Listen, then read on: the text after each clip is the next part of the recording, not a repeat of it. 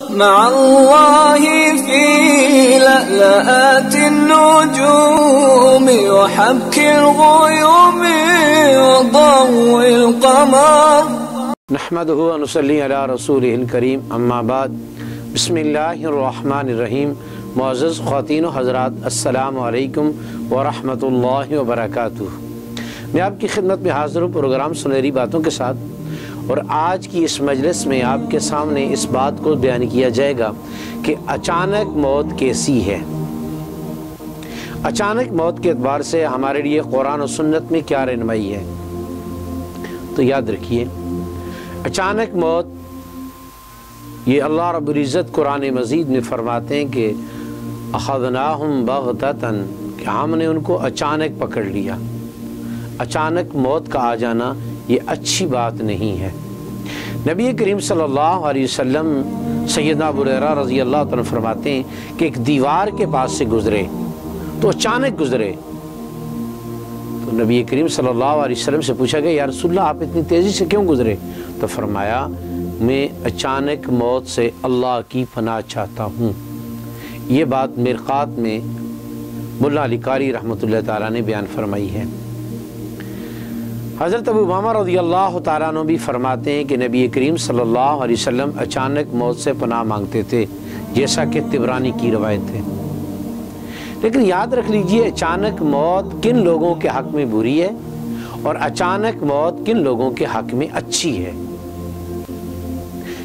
اگر ایک آدمی ہر وقت ایمان اور اعمال کے اعتبار سے موت کی تیاری میں رہتا ہے، اس کے لیے جس وقت بھی موت آ جائے اس کے لیے وہ وقت اچھا ہے، کیونکہ یہ تو مکمل تیاری میں ہے۔ جس طرح کہ بعض انبیاء کرام کو بھی علامہ ابن حجر عسقلانی رحمۃ اللہ تعالیٰ نے شرح بخاری کے اندر اس بات کو بیان کیا ہے کہ بعض انبیاء صلحاء کو بھی اچانک موت آئی، ان کے حق میں بہتر ہے کیونکہ ان لوگوں کی ہر وقت تیاری رہتی ہے۔ تو ایسا آدمی کہ جو ایمان اور اعمال کے اعتبار سے ہر وقت آخرت کی تیاری میں رہتا ہے، ان کے لیے اچانک موت بہتر ہے کہ وہ کسی کے محتاج نہیں بنتے۔ وہ اچانک موت اس لیے بھی بہتر ہے کہ وہ پریشان نہیں ہوتے۔ اچانک موت آئی اور اللہ کے پاس پہنچ کے۔ لیکن ایک آدمی فاسق اور فاجر ہے، اللہ کا نافرمان ہے، گناہ گار ہے، تو ایسے آدمیوں کے لیے اچانک موت کار خداوندی، عذاب الہی اور اللہ کی ناراضگی کا باعث ہے، کیونکہ اچانک موت آنے کی وجہ سے بڑے بڑے نقصانات ہیں۔ سب سے بڑا نقصان تو یہ ہے کہ انسان توبہ سے محروم رہ جاتا ہے۔ دوسرا نقصان یہ ہے انسان اپنی مالی لین دین کو کسی کو بتانے سے قاصر رہ جاتا ہے۔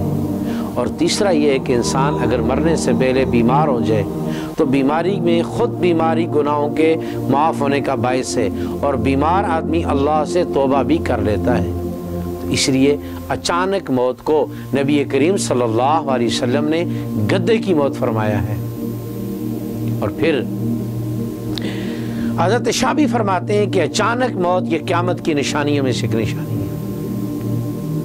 ایک دوسری روایت ہے کہ نبی کریم صلی اللہ علیہ وسلم نے فرمایا قرب قیامت میں دو چیزیں ہوں گی، ایک فالج کثرت سے ہوگا اور دوسرا موت اچانک واقع ہوگی۔ تو تقریباً آج کل یہ جو ٹریفک حادثات ہیں یا یہ جو آگ کا لگنا ہے، زلزلوں کا آنا ہے، طوفانوں کا آنا ہے، اور ایسی ہارٹ اٹیک جس کو دل کی بیماری کہتے ہیں، یہ تمام وہ چیزیں ہیں کہ جن میں اچانک انسان کی موت واقع ہو جاتی ہے۔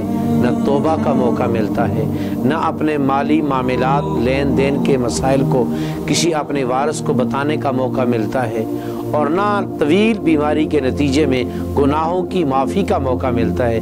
اس لیے اچانک موت یہ اللہ کی ناراضگی کا باعث ہے اگر انسان ایمان اور تقوی والا نہیں ہے۔ اگر انسان ایمان اور تقوی والا ہے تو پھر اس کے لیے اچانک موت اس کے لیے بھی نعمت خداوندی ہے کہ وہ محتاج ہونے سے بچ جائے گا، وہ پریشان ہونے سے بچ جائے گا، اور اتار وقت اس کو تیاری موجود ہوگی۔ جو ہی مرے گا آگے جنت کے فرشتے اس کا استقبال کر رہے ہوں گے۔ اللہ رب العزت کی ذات ہر مسلمان کو وہ موت نصیب فرمائے جس موت سے اللہ راضی ہو۔ السلام علیکم ورحمۃ اللہ وبرکاتہ۔ بكرة بيتسأل بكل أيام الصعب.